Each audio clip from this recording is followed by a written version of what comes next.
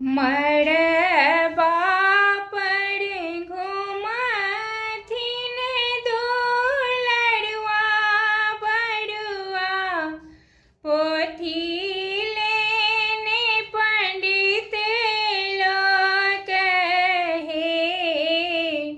मड़बा पर घुमथिन दुलड़ुआ बड़ुआ, पोथी लेने पंडित लोग कहे।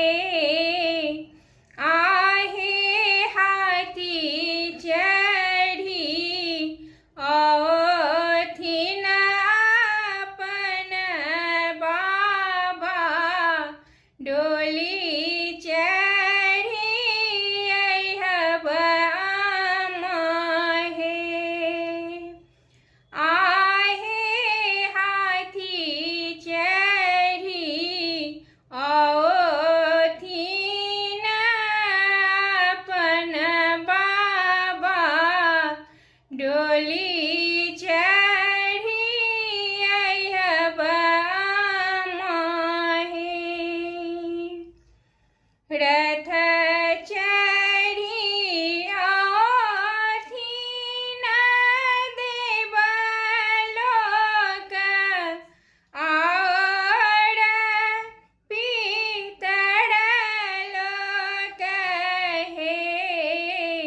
रथ चढ़ी औथिन देवलोक, और पितर लोक कहे। आहे अब मड़बा लागत सोहावन, अंगना बधैया बाजे हे। आहे अब मड़बा लागत सोहावन, अंगना बधैया बाजे हे।